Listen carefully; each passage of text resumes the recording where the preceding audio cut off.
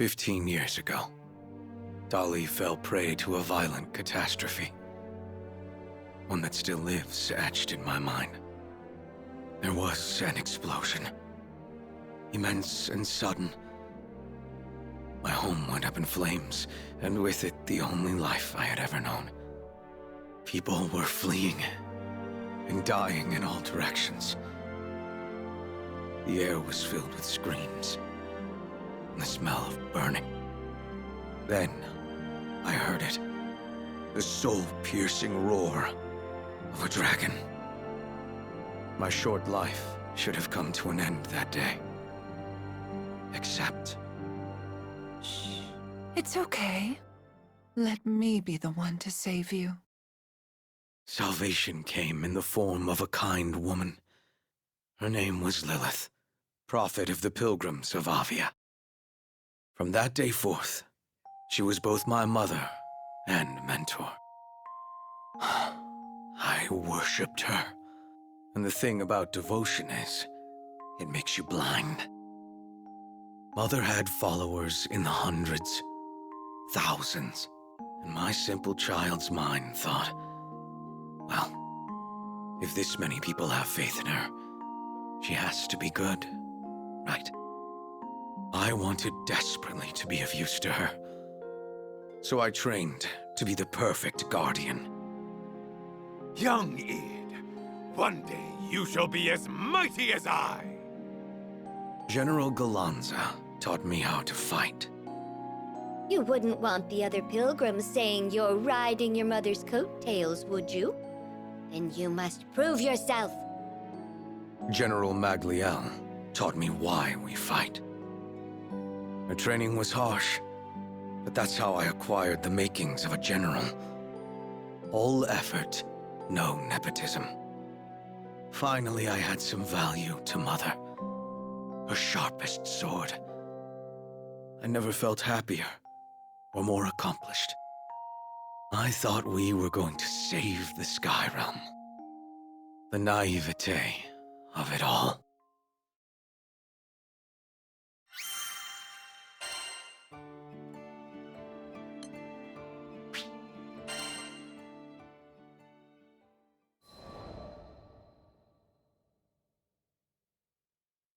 After we captured the Shaman of Salvation for Lilith's cause, I was assigned to be the girl's keeper. That made me enemy #1 to the Grand Cypher's crew. Every time I took Lyria to a primal beast altar, they'd be there, and we'd fight. I mean, there was a time or two we had to cooperate to prevent widespread calamity. That's beside the point. They were standing in the way of Lilith's mission, opening a path to the Promised Land to Estelucia, and bringing salvation to all Sky Dwellers. Salvation. That's a powerful word in a messed up world like ours. No wonder everyone got roped in by her lies. Lilith was no more than an astral desperate to return to her home dimension, and she would have sacrificed the whole Sky Realm to do it.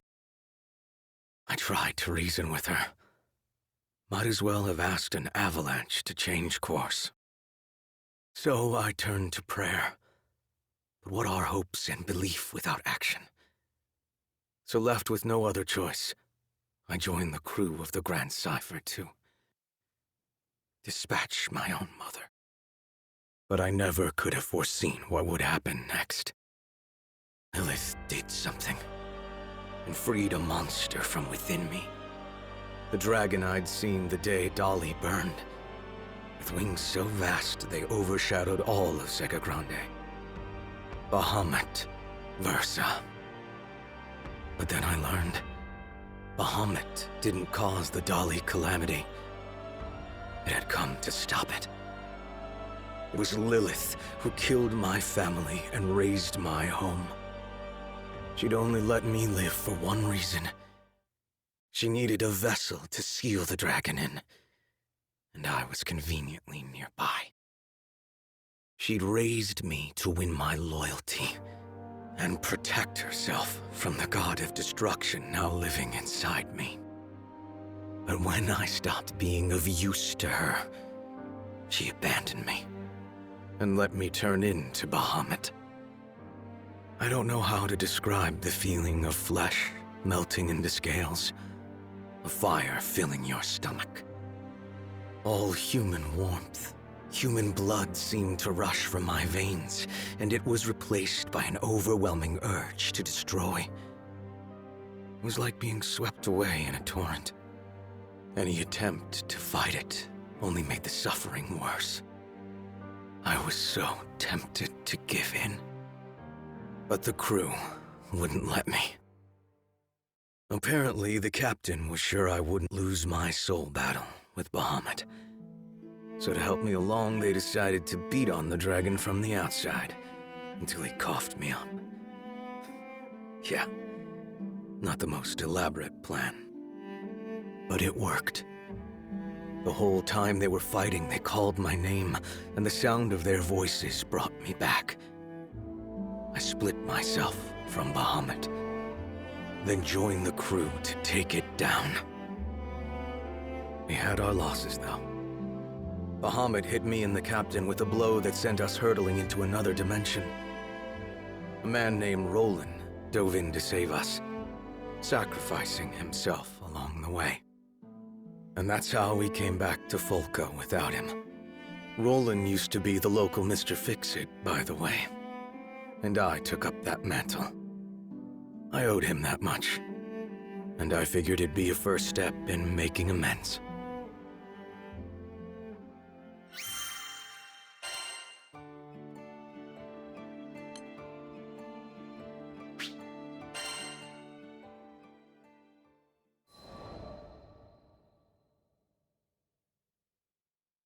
And that's where this new chapter in my life begins.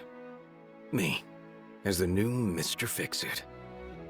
After clearing up some requests, I thought I'd earn some, I don't know, respect, honor, from the Crew Alliance Rafale. But it seems you can't buy forgiveness so easily. Ahem. So I believe we're all aware of Avia's assault on Seed Hollow. She looked straight at me as she spoke. The actions of the pilgrims, myself included, had left a number of locals without homes. There was a plan to resettle volunteers in Tempeel. Give them a fresh start. They're going to be out in the open, moving, building. This includes children and the elderly. Your job would be to protect the settlers until their homes are up. Trustworthy Skyfarers only. Hey, don't push yourself. You can sit this one out, you know. Rackham lay a hand on my shoulder, but I shook my head at him. We take it. This is right. I couldn't stay stuck in the past forever. I needed to move on. I needed to help those I hurt move on. It wasn't an easy choice, though. Our patron, the family who was bankrolling this mission, didn't know I'd worked for Avia. And I didn't know if I had the guts to tell them. Yeah, I know. How am I supposed to atone for crimes I'm too scared to admit? Still, one step at a time. Too much of a coward to take responsibility? Fine. I could at least start by repairing some of the damage I'd done. I'd make sure the settlers built in peace. And if one of them happened to find out about my past, then that would be that. I'd accept whatever punishment they saw fit to give me. It didn't matter where I hid or how far I ran. Retribution would find me eventually.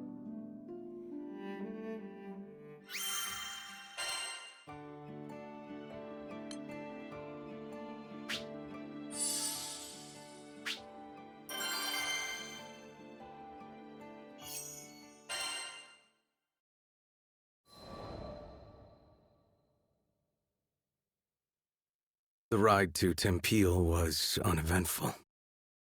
The proposed relocation site was set near an old storehouse by the river.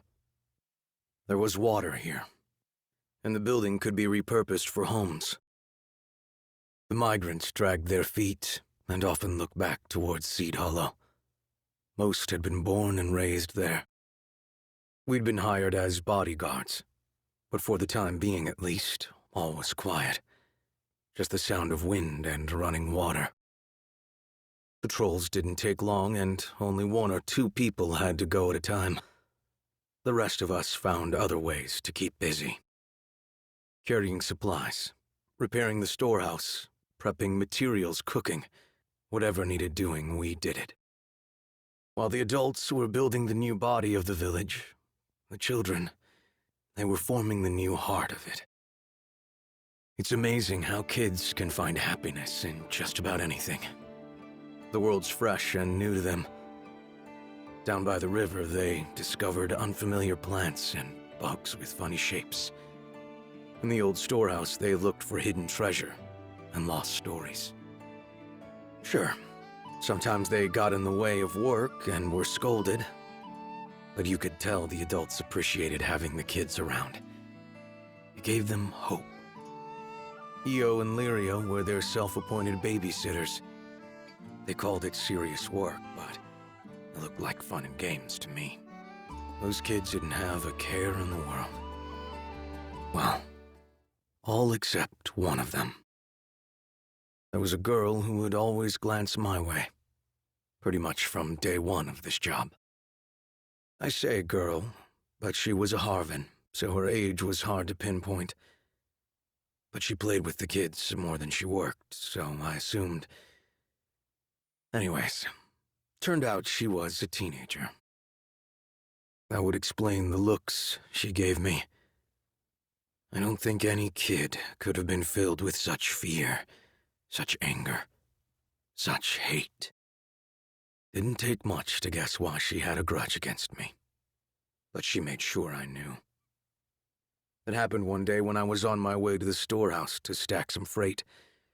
She was in my path, and since I had a load of boxes in my arms, I almost bowled her over. Don't come closer! Her voice was loud and shrill. I won't hurt you. I promise. Yeah, right. Everyone else might have forgotten you, but I haven't. We're here because of you. Her name was Shiralu, 14 years old. Parents volunteered to come on this resettlement mission after they had lost their livelihoods back in Seed Hollow. She had reason to hate me. During this whole exchange, I felt strangely relieved. No more waiting in the shadows, trying to work up the courage to atone. Atonement had come for me. Why are you here? To take our new homes? Never. I only wished I were better with words. To convey even a fraction of the guilt I felt. To give her even the slightest comfort. Not a day goes by where I don't regret what I've done.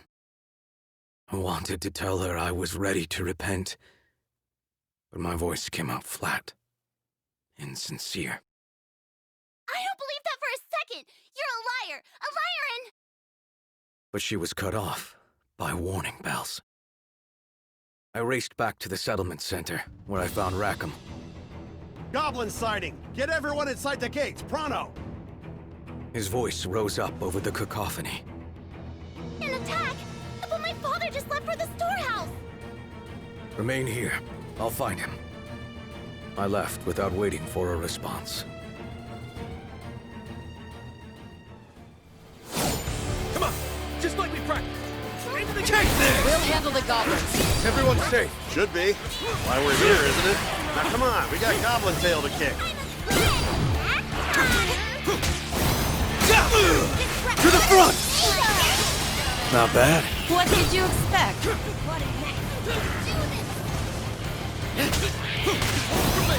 Perish!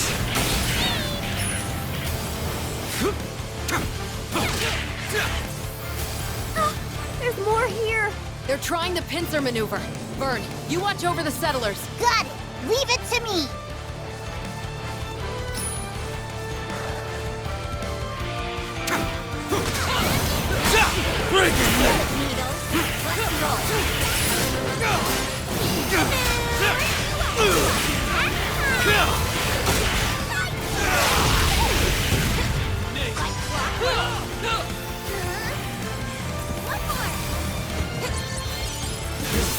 go. There's so many. Where'd they all come from? Heard this place used to be Monster Central. Guess these are the stragglers.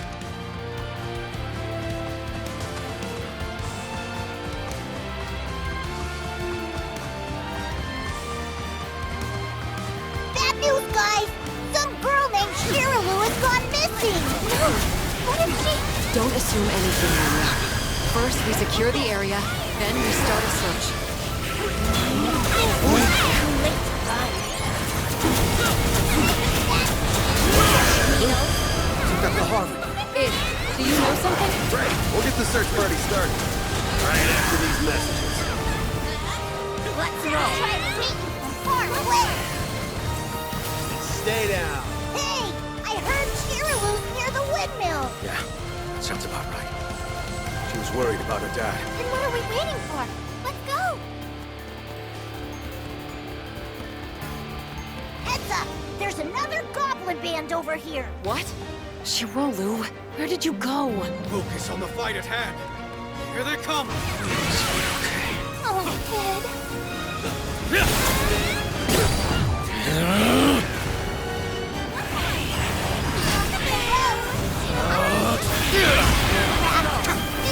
Quick, true! Let's open you up!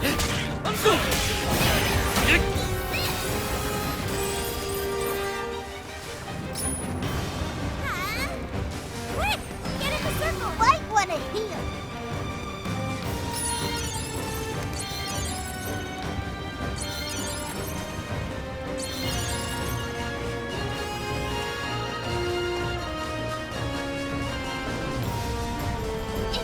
Is someone there? Shiralu! Don't worry, we're here to help. Do you think you can stay hidden for a bit? Yeah, I can do that. Thank you. There's more? Out of my way! Wait, I recognize that voice. Breaking leg! Back off! Spare no quarter! Run away! Let's move out. Very well. You're mine!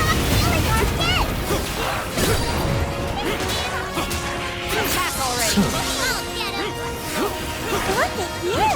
Yeah, that was Not bad yourself.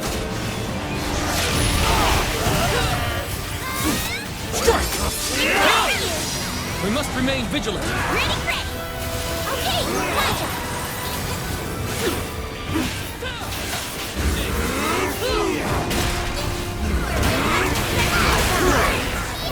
So cool, let's do it! Open. Get ready for the next one. Okie dokie. You're right.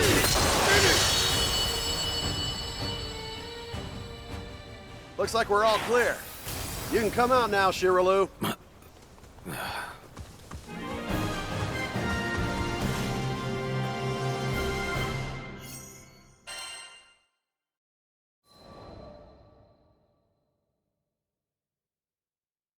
It was a close call, but we managed to find Shiralu in time. Everything's going to be okay now. Thank you. Lyria ran over to the girl. I don't think Shiralu was injured, but her face was pale, and her lips were tight. It had to have been me. The reason she looked so pained.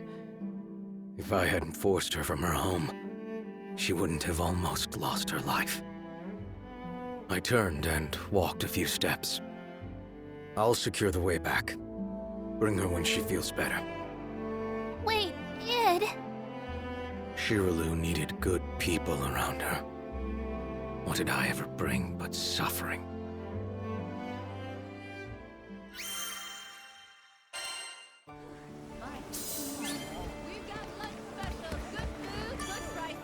Hello there.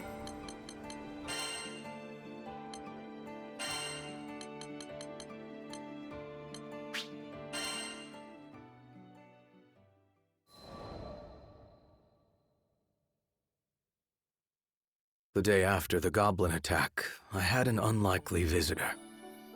Shiralu. You didn't have to save me, but thank you. That took me completely off guard. I searched wildly in my mind for a response, but all that came out was... I was just trying to do the right thing. Look, Avia almost destroyed Seed Hollow, and I won't ever forgive you for that. Do you know how many people were hurt? I'm sorry. Like I said, words, not my strong point. Is there any way I can make amends? I will do anything. She looked at me for a moment, her lips working, searching for an answer. Her eyes slowly welled up with tears. Can you bring back the dead? I didn't think so. If I could trade my life for even one I'd taken, I'd have done it in a heartbeat. But she was right. Those people were gone, and never coming back. We can't talk about this now. Maybe I shouldn't have come. Have a good... goodbye. She turned and walked away. Her voice shook the entire time we were talking. With anger, I guessed. And grief. But she'd still forced herself to thank me. It hit me then how kind she was. If Avia had never existed, she might have never known the corrosive influence of hate. Our crimes went beyond the people we killed. Even those that survived, they now had to live with the trauma and sleepless nights. It was all so heavy. I was beginning to see that I'd never be able to atone. Not if I had 100,000 years and all the power in the skies.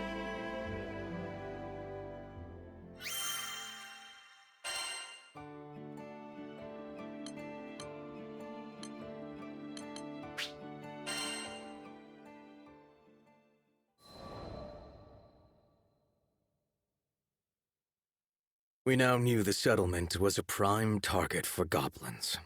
We'd cleared out a band of them, but there would always be more. We decided to tighten our defenses. More frequent patrols with bigger teams. I was quick to volunteer for the first shift. Lyria, Vern, and the captain came along. Hey, we noticed things are kind of tense between you and Shiralu. Do you want to talk about it? Lyria kept pace beside me, peering up into my face. What's there to say?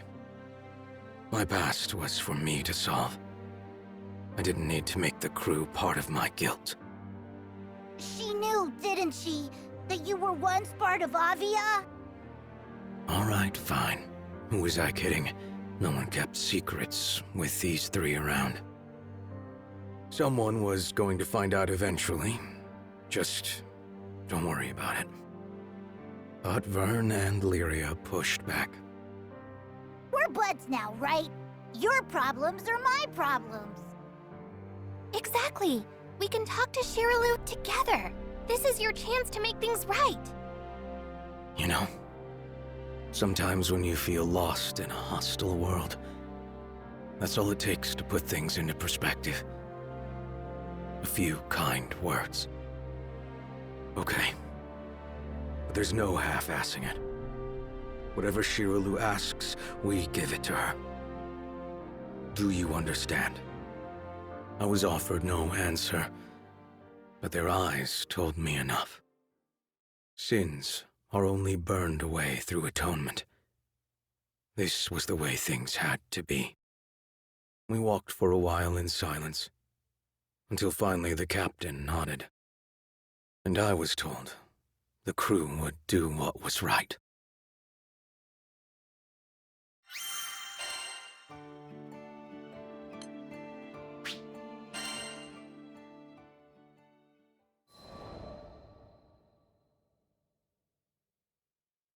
Days passed, and the demeanor of the settlers when they were around me began to change. Bright eyes turned into cold stares. Open hands clenched into fists, smiles morphed into sneers. They had begun avoiding me, too. It was easy enough to guess why. On an afternoon, buried under gray clouds, The rest of the crew gathered around me in a show of solidarity. I'd recommend keeping your distance. I'm a known criminal now. I stared ahead of me into empty space. Maybe Shiraloo had told the others about me. Maybe she hadn't. What did it matter? The truth was bound to come out eventually. This was justice. But Id, you didn't hurt anyone because you wanted to. You were being controlled. The captain knelt beside me and pointed out excuses I'd rehearsed in my mind 1,000,000 times before. And as a child, I couldn't have known the difference between right and wrong. That as an adult, I was blinded by my love for Lilith. That in choosing to turn against my family for the sake of the skies, I had sacrificed the most. Yeah, I had misguided intentions. So what? If that were a real defense, we wouldn't have any villains, would we? I deserve to be judged for my actions, and my actions alone. They all fell silent after that.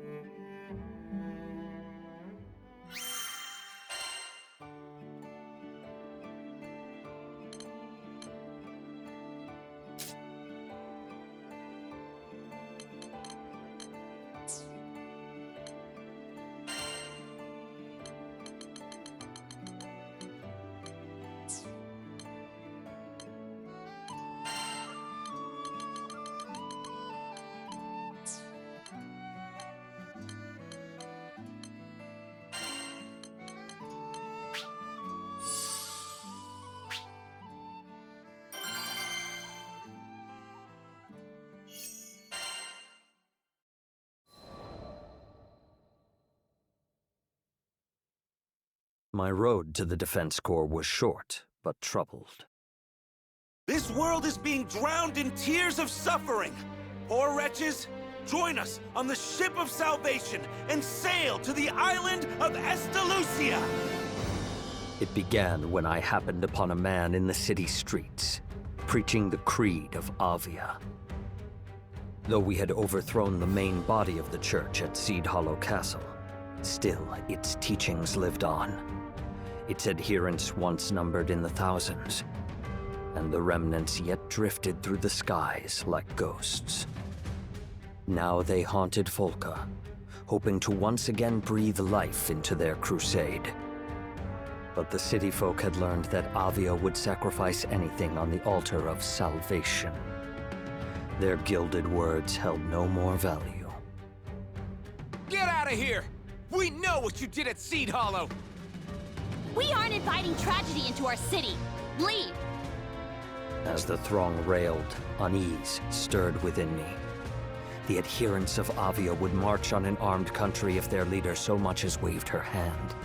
What could heated words do but spark their anger? I came to offer you salvation. If you won't drink from the cup of mercy, you will taste divine retribution! Voices soared, and the air grew heavy with the threat of violence. Yet the Defense Corps, who were charged with keeping the peace, did not appear. You there, tell me. I asked a man why mediators had failed to come. I'd be surprised if they did show. Without Mr. Fix-It to help them, bastards can't even wipe their own asses! Though I had expected it, seeing the proof of their cowardice still astonished me. Silence! Now it's clear. We want to break in your minds. First, we've got to break in your bodies. What are you doing? Let go of me! An Avieth crusader, lifting an islander by his collar, raised up a fist. But I seized his arm before the blow could land. Strike him, and you will lose that hand. I would not suffer the defenseless to be oppressed. You miscreant! How dare you threaten a member of the church! You speak of threats. You would force your doctrine on the unwilling with an iron fist. The time of Avia is over, preacher. Your false church is no more. Blasphemy! We'll have your tongue for that! Avieth soldiers surrounded me, drawing their weapons.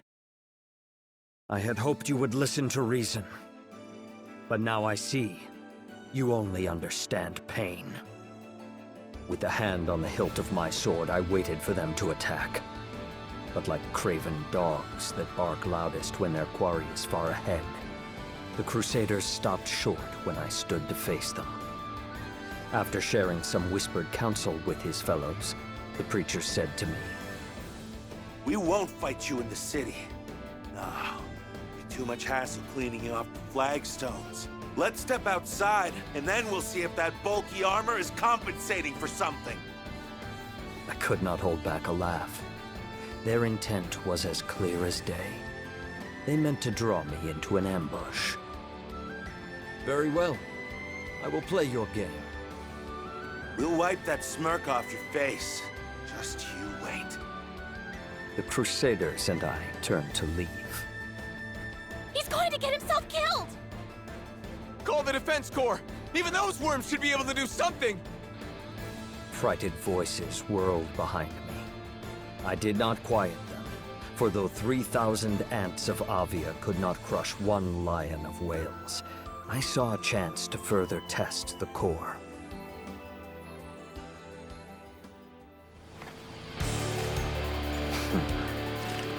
Set out.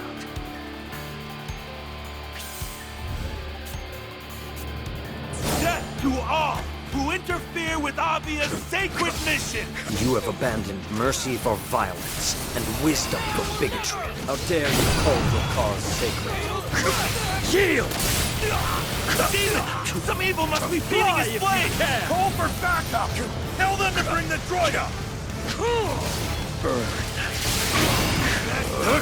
Good. Summon all your forces. It will save me the trouble of seeking them out. Meet your doom!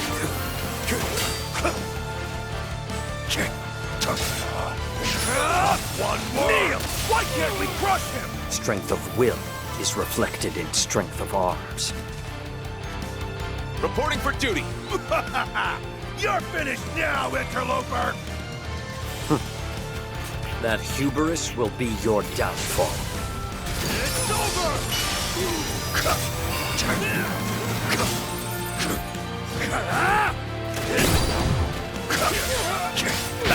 Tis strange.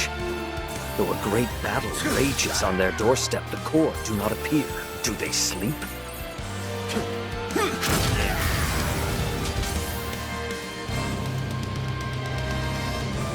My poor brethren.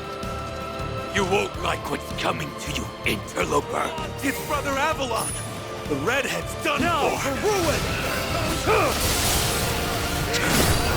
Make way, or die! You can't.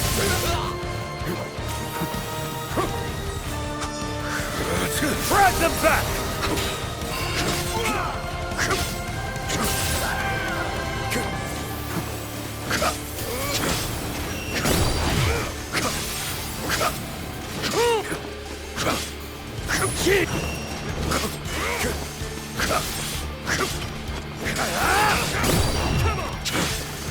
It's over! Bend to me. Make way, or die! On your knees. Let the rivers run red!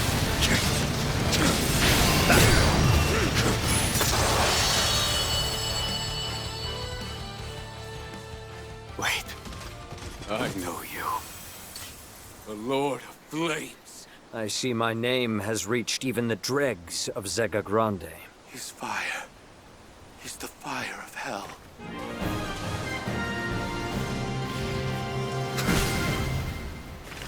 An easy victory.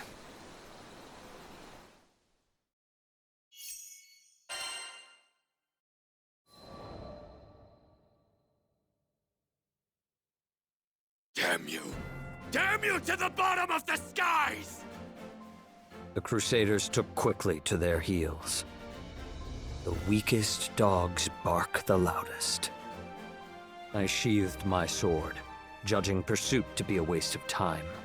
I doubted the cowards would ever return. There's one over there!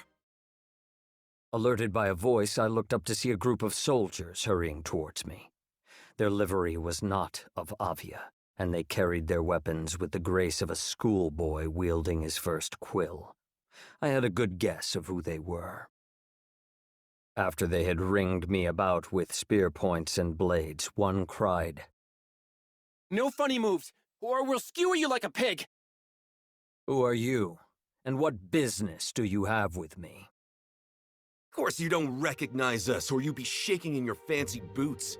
Listen up, I'm Douglas, captain of the Falcon Defense Corps. You one of the Avia rats that raised hell in our city? Better come quietly, or you'll be sorry! For a moment, amazement wrested from me the power of speech. Then I said, "Surely you do not believe I am a servant of Avia?" Don't play dumb! Who else would wear that tacky armor? What did you call my armor? I had always known my garb to be striking. So is the livery of all great kings and lords. For on the midnight field of battle, the general must ever be the brightest star. Thus may he enkindle courage in friends, and show the enemy he is not afraid. My own armor was well worn, and had shielded me from many dangers. To speak ill of it was a grave affront. We're taking you back to the station, and don't even think about running.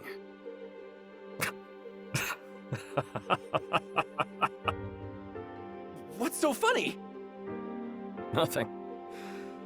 Nothing at all. In truth, this was a matter more to weep than to laugh at.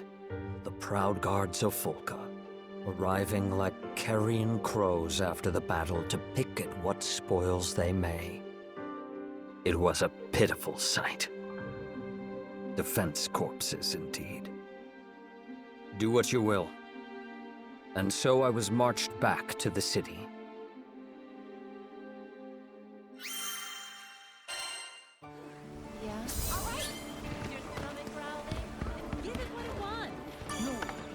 Come to view the requests?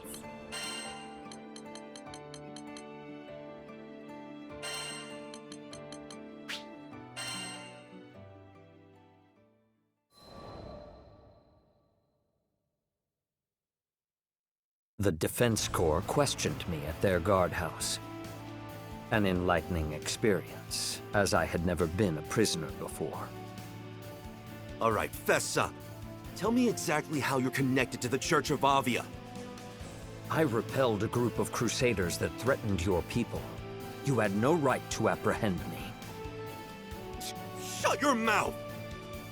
That was all Captain Douglas could stutter out before retreating into silence.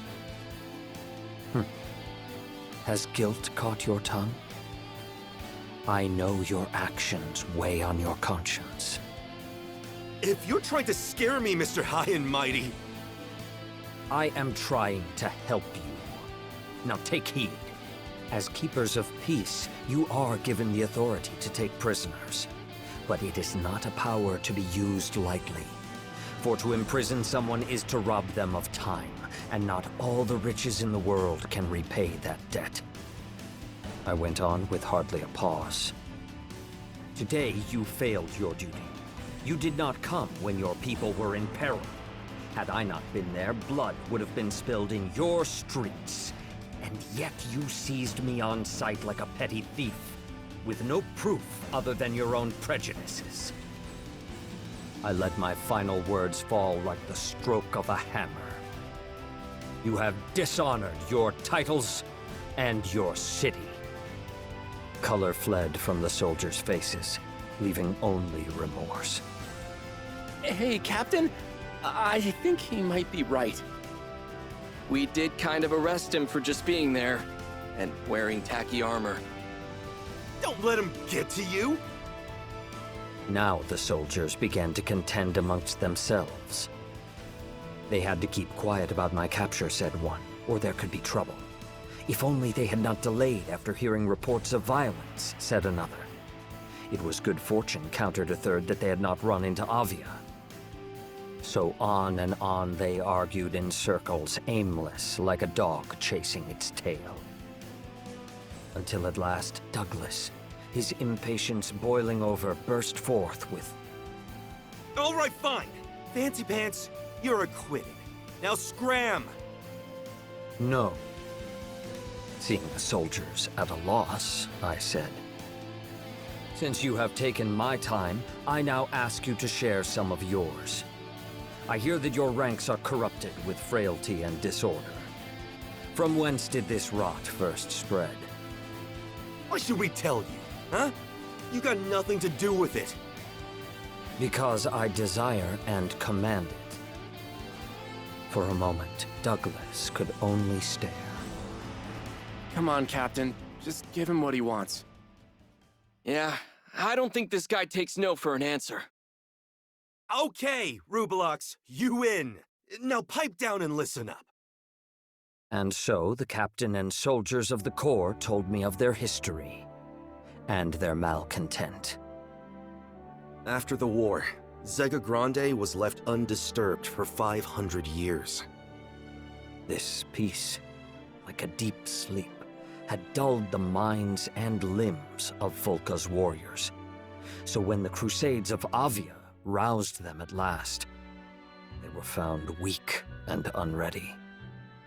Still, we did all right in the beginning. You probably don't know him, but we used to have a Mr. Fix-It in the city. Went by the name of Roland?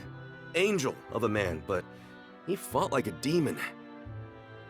The strength of Roland was their fortress, to which the Corps could rally if the battle went ill. When he vanished, the soldiers were left without their greatest defense. So, there we were, a group of idiots who could barely tell the butt of a spear from its head, left to play this game of cat and mouse. Self-loathing seeped into Douglas's voice. I know what everyone thinks of us.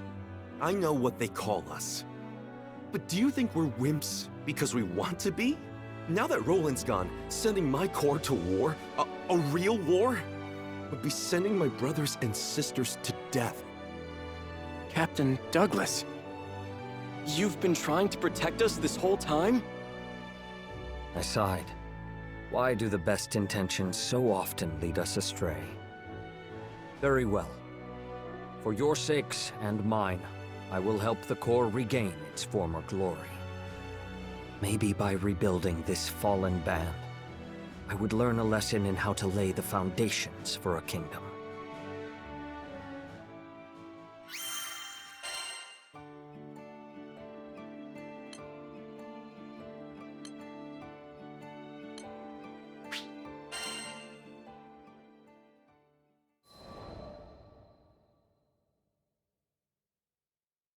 The next morning, I paid a visit to the Defense Corps headquarters.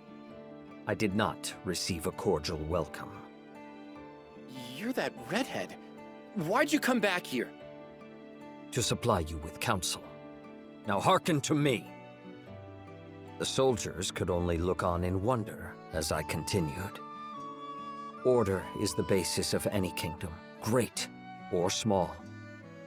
It is what establishes harmony in music and builds peace out of strife. You are its keepers and conductors. Take pride in your duty. To this, the soldiers could find no response. I went on. You told me you cannot fight because Roland is gone. You are mistaken. Comrades give you courage, but true strength must come from within. You cannot fight because you are weak. There followed a moment of silence. Then the Corps encircled me. We didn't ask for your advice. Grab him! Throw him out! But I fixed them with a look. I have said nothing you did not already know. If you can see your faults, why not mend them? Begin by overseeing your daily tasks, for habit is the mother of success and failure. That's it! You won't shut up? Then we'll make you! I evaded the soldier's blow with a step. Raising my fist in the air, I said, wielding force to stifle dissent. Already you overstep your power, but I will not be silenced so easily. In one wave, the whole Corps rushed upon me, but they were like water breaking upon rock. I showed them mercy. So when it was over, their pride smarted more than their flesh. Who the hell are you? Only a passing Skyfarer. Tell me, Captain Douglas, are you ashamed you could not lead your forces to victory against one man? All right, Rubelux, if you're so smart, why don't you try being captain? See how hard it is to train a bunch of bumpkins. There is no metal so firm it cannot be wrought. Very well then. Lend me your title, and I will show you how warriors are forged. Huh? And so I became the one-time captain of the Corps. Training began the following day. Arms maintenance, proper stance. They had no knowledge of even these rudimentary things. I was reminded of my days as a squire, when I was first initiated in the art of war. Of course, I was met with some resistance. There was talk of banishing me from Folka. Yet not a soldier abandoned their training. I saw that though they lacked discipline, their hearts were in the right place. As long as they loved their city, I would grant them the strength and knowledge to protect it. Often while they honed their bodies in the field, I gave speeches to reform them in spirit. When you hear of trouble, act swiftly. But above all, seek to prevent. Every drop of blood is a loss. The wise win wars before the first blow is struck. Take censure, but reserve judgment. Focus on bettering yourself, for the only actions you can control are your own. Always be ready to defend your people. Though peace may reign within your borders, there is no telling what perils lurk without. Within days, a new luster could be seen in the soldiers' eyes, and all talk of my banishment had faded.